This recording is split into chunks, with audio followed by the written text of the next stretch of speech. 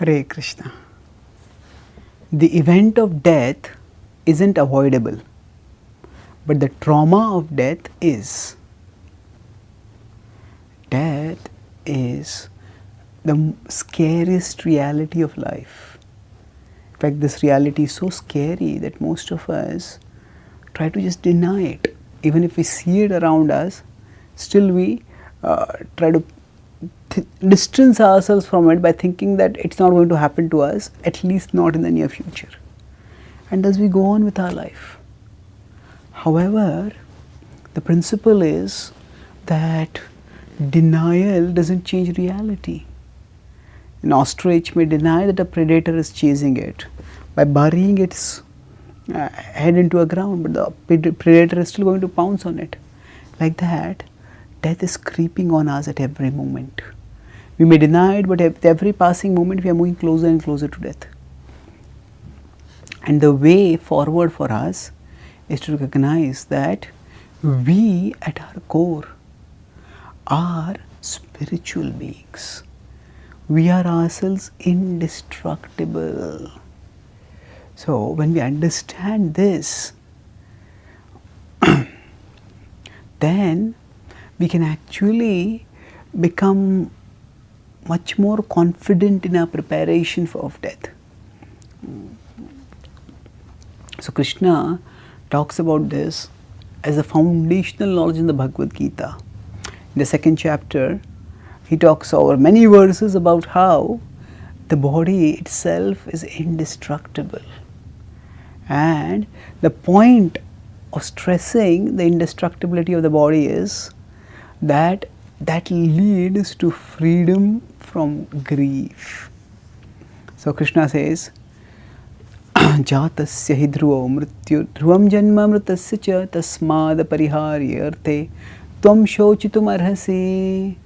So he says in 2.27 in the Bhagavad Gita that Jatasya hi dhruvo mrityur. For those who are living, death is unavoidable. And then he gives us a spiritual vision of life which shows life, death not as a termination but as a transition. After death, Jatasya hi dhruvo mrityur dhruvam janma mritasya cha. For those who have died, birth is going to take place again. Therefore, there is no need for one to be paranoid. So the spiritual conception of life helps us decrease the horror, the terror that is associated with death, because to think that our very existence will be terminated, that we will be ripped away from everything that we have worked for, everyone that we have loved, and will be thrown into some unknown space, that is scary. How do we deal with it? We need to deal with it through spiritual knowledge and spiritual realization.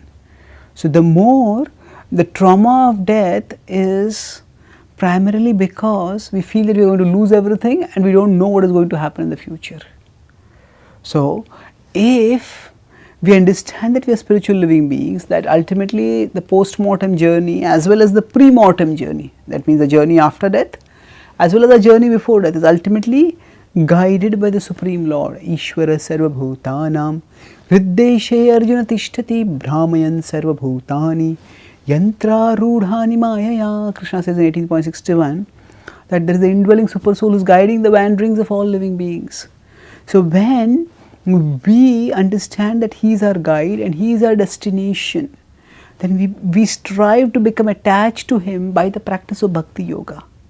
And by the diligent practice of bhakti, what happens is that we become attached foremost to him. And when we understand that he is always with us, and the thing that we are most attached to, we are not going to lose him. He is going to come with us, and in fact, we will go closer to him. Krishna assures that if we can remember him at the time of death, antakale cha mameva smaran muktva kalevaram yah prayati samadbhavam yati nastyatra samshayah. In 8.5 he says that those who remember him at the time of death attain him. And this way we understand that death will not cause separation, death will bring about union. And that understanding is profoundly empowering. So yes, the trauma of the destruction of the body is going to be there, but the connection to the Lord, the attachment to the Lord, the absorption in the Lord can raise our consciousness above the trauma caused by fear and uncertainty and loss. And thus the event of death may come, but to the extent we are absorbed in our Lord, we won't feel the trauma of death. Thank you. Hare Krishna.